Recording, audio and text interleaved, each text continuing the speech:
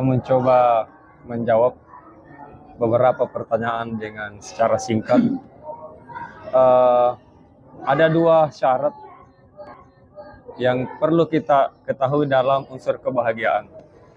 Yang pertama, sesuatu yang dipandang. Karena dua hal ini ada yang dijadikan sebagai sumber untuk masuk. Suatu ketika seorang ulama ditanya, bagaimana kebahagiaan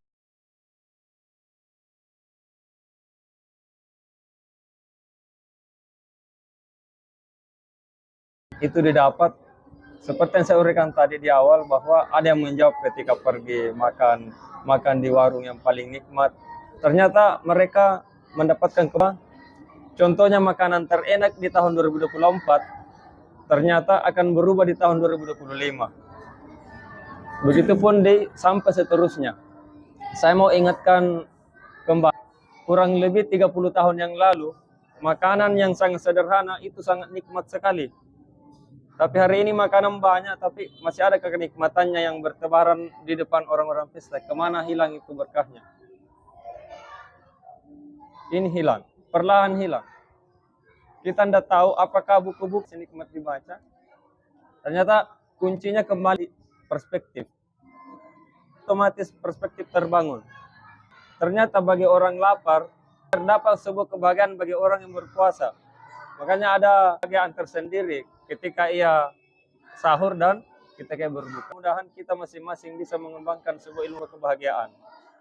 Kalau kita ingin menemukan sebuah kebahagiaan. Contohnya, saya datang begitu saja, tanpa mengenal siapa yang saya temani duduk. Saya tahu dan saya sangat curiga orang-orang hebat yang saya temani. Banyak kebahagiaan karena saya belum kenal. Itu sebuah analogi, kita bisa menemukan kebahagiaan yang sangat tinggi. Bahkan orang yang mengenal Allah seakan-akan tidak mau masuk surga karena mengenal Allah misalkan. Cuma mau ketemu dengan Tuhannya.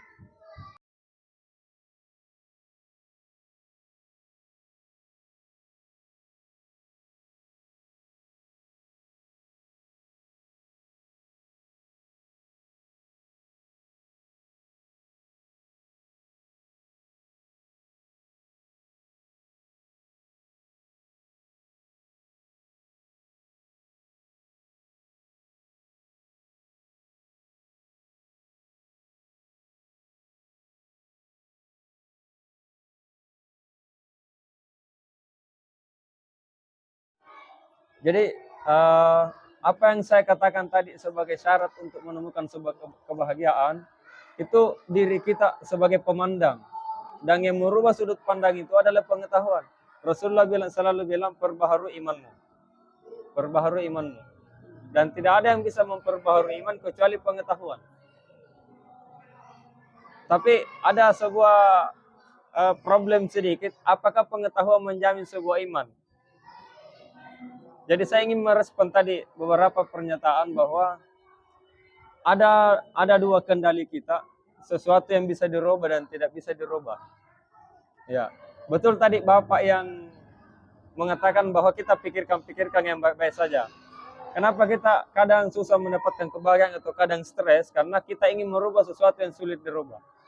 Ada konsep takdir. Ya, sami'na wa ta'na itu jauh lebih indah, lebih tenang untuk menjalani hidup ini. Apa yang sudah ada, itu yang kita jalani. Ya, kurang lebih seperti itu saya punya respon terhadap pertanyaan yang ada. Di akhir menit kajian ini, saya ingin menutup di area jihad, di mana jihad itu berubah total setelah Rasulullah meninggal. Ya, Gus Baha sangat berpesan. Kenapa kita perlu mengetahui jihad? Karena tidak ada lagi satu manusia yang bisa dipercaya 100%. Hilang. 90% masih kurang. Sehingga orang yang menyabdakan misalkan perang, itu tidak ada lagi satu orang yang mesti harus langsung diikuti. Bahagia apapun yang ingin kita cari, ingin masuk surga, ingin memanfaatkan hidup kita yang sebetul-betulnya, kita mesti pelan-pelan. Ini dari tadi saya bilang, ada orang yang mau bahagia dengan jihadnya.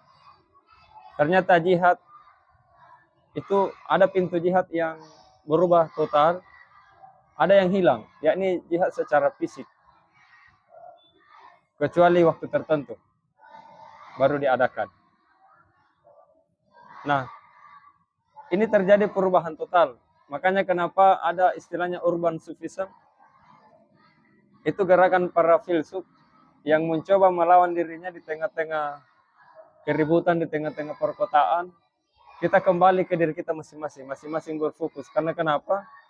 Di bumi ini tidak ada lagi nabi. Dan semakin banyak manusia. Sekacau-kacaunya dunia ini, kalau kita mau pikirkan betul, kita stres. Selamatkan dulu diri kita, bahagiakan dulu diri kita, sampai yang lain juga ikut bahagia. Tuntaskan diri kita, tuntaskan keluarga kita. Itu adalah tugas individu karena semakin banyak manusia. Ya, mudah-mudahan dengan saluran video ini ada yang bisa mengambil hikmah dan pelajaran dari kita, dan kami tetap tentu terbuka untuk memberikan komen dan pendapat di luar sana yang ada pendapat baru. Saya akhiri ceramah ini atau kajian ini dengan sama-sama membaca doa kafaratul majelis. Subhanakallahumma wa bihamdika asyhadu an la ilaha illa anta astaghfiruka wa atubu ilaik. Sekian, assalamualaikum warahmatullahi wabarakatuh. Waalaikumsalam.